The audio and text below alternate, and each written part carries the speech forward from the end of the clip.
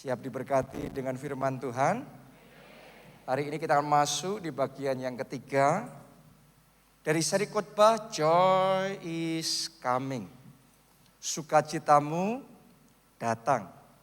Dan saya berdoa judul seri khotbah bulan ini bukan cuma judul khotbah, tapi sungguh-sungguh ini yang Anda alami dalam hidup saudara. Ini yang Roh Kudus kerjakan dalam hidup saudara.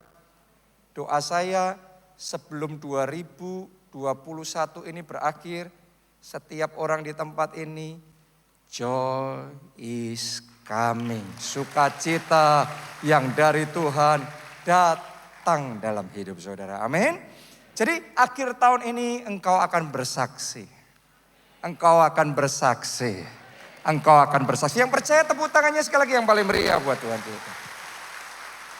Dan lebih luar biasanya hari ini dalam bagian yang ketiga dari seri khotbah ini, firman Tuhan yang akan kita terima judulnya adalah highest level of joy. Jadi sukacita level tertinggi. Dalam hidup kita ada banyak hal yang bisa membuat hati kita bersukacita. Tapi sama-sama hati kita bersukacita, levelnya enggak sama. Jadi ada beda-beda level sukacita. Nah, yang kita mau terima dari Roh Kudus adalah sukacita level tertinggi. Doa saya jenis sukacita yang seperti ini ada di hati kita. Ada dalam hati saudara, ada di dalam keluarga saudara. Oke. Kita baca terlebih dahulu Lukas 2 ayatnya yang ke-10. Lalu kata malaikat itu kepada mereka, jangan takut, sebab sesungguhnya aku memberitakan kepadamu kesukaan besar untuk seluruh bangsa. Jadi menjelang kelahiran Tuhan Yesus, menjelang Natal ada pesan kesukaan besar untuk seluruh bangsa. Ini terjadi pada zaman itu. Dan sekarang pun kita ini juga ada di momen yang sama. Sebentar lagi, minggu ini nanti, kita akan merayakan apa? Natal. Kita akan merayakan kelahiran Tuhan Yesus. Dan itu sebabnya saya mau bagikan kepada saudara semua satu pesan, satu berita yang luar biasa. Yaitu kesukaan besar untuk seluruh bangsa. Ada berita kesukaan besar. Bukan cuma kesukaan yang biasa, tapi kesukaannya besar. Ini levelnya beda ya, kesukaan biasa sama kesukaan besar. Kesukaan yang meluap-luap, yang melimpah-limpah.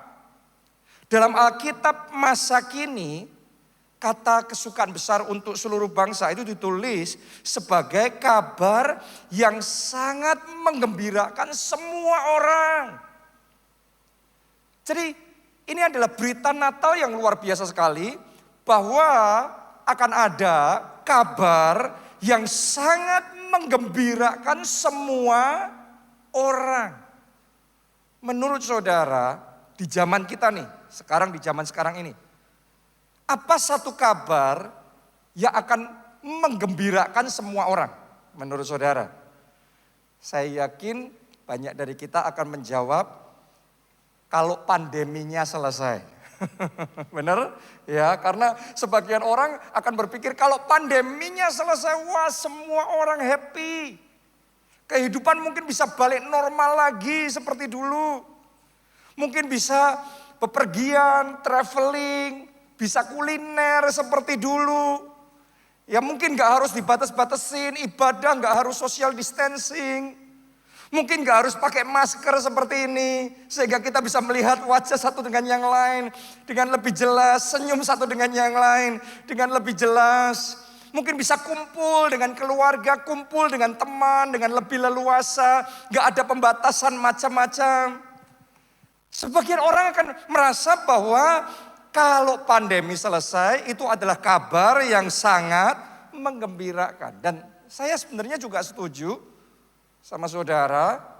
Tapi kalau kita mau pikirkan lagi, seandainya pandemi selesai sekarang pun, ya, dan kita semua happy, pertanyaannya berapa lama kita happy-nya, berapa lama kita gembiranya.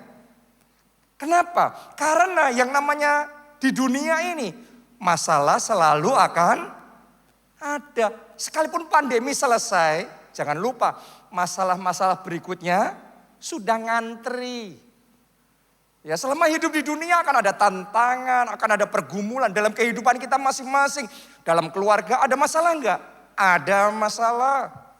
Dalam kesehatan saudara sempat menghadapi pergumulan enggak? Mungkin diizinkan juga pergumulan terjadi.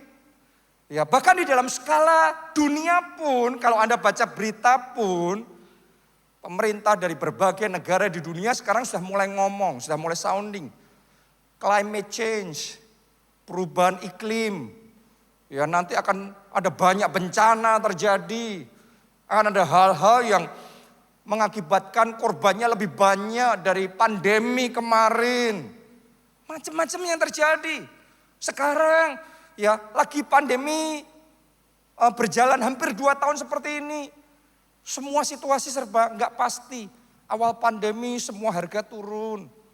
Sekarang semua harga naik, inflasinya tinggi. Nggak ngerti tahun depan nanti seperti apa. Ya, terus kemudian saya sempat baca berita juga katanya akan ada badai matahari. Yang mengakibatkan jaringan internet semuanya mati. Bisa bahkan berbulan-bulan katanya. Oke. Dan kalau itu sampai terjadi, terus gimana yang kita online? Tadinya onsite, terus kemudian karena pandemi jadi online. Tapi kalau nanti online-nya mati terus kita gimana? Manusia di zaman modern sekarang sudah sangat banyak terkait dengan yang namanya teknologi, dengan dunia internet.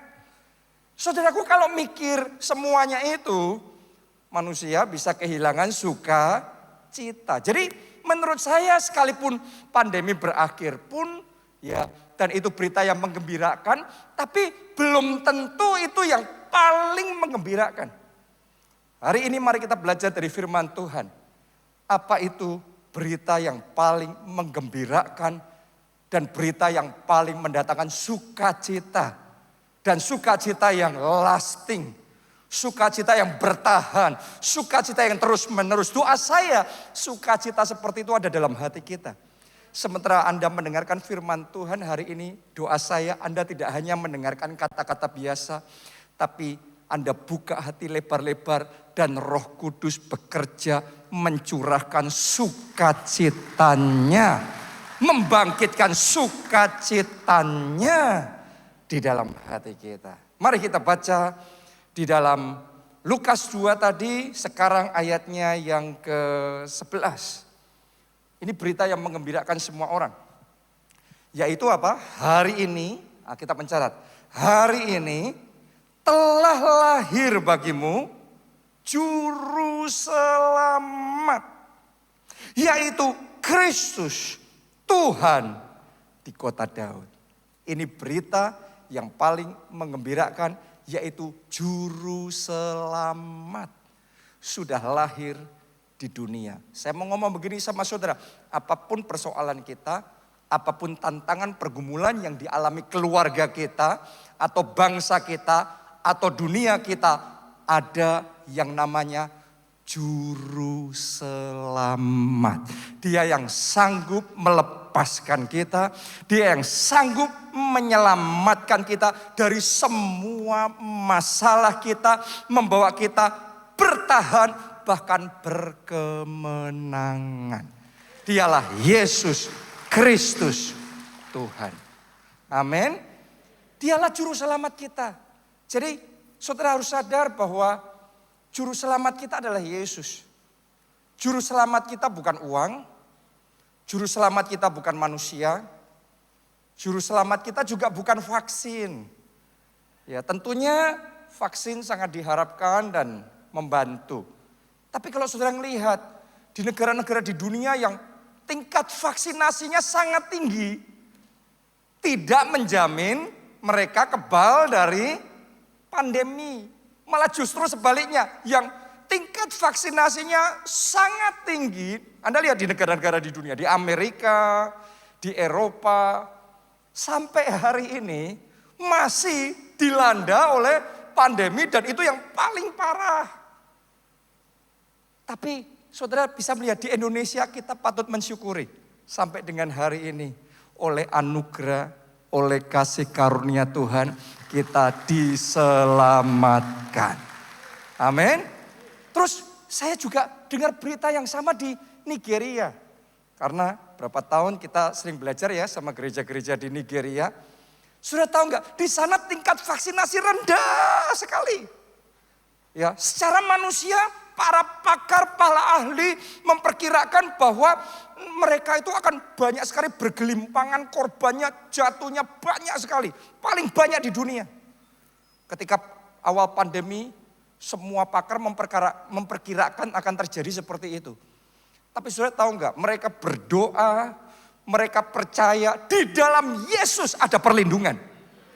Di dalam Yesus ada keselamatan. Karena dialah juru selamat. Dan sekarang pandemi sudah hampir 2 tahun kan? Saya dengar Pastor E.A. Adeboye khotbah, dia ngomong begini. Dalam 1 tahun di Nigeria yang mati karena digigit ular. Jadi karena di Nigeria banyak yang masih tradisional ya. Jadi ada orang-orang yang mati digigit ular tiap tahun di Nigeria jumlahnya 2.000. Kalau 2 tahun berarti berapa? 4.000. Pandemi ini sudah hampir 2 tahun. Sampai dengan hari ini yang mati karena COVID di Nigeria kurang dari 4.000. Artinya lebih banyak yang mati digigit ular daripada yang mati karena COVID. Saya mau ngomong sama saudara, Yesus juru selamat. Haleluya. Dia juru selamat, bukan vaksin juru selamat. Anda boleh divaksin, saya pun juga divaksin. Ya, tapi pengharapan kita bukan sama vaksin. Pengharapan kita sama Yesus. Dan Alkitab yang mengatakan pengharapan akan Allah tidak mengecewakan.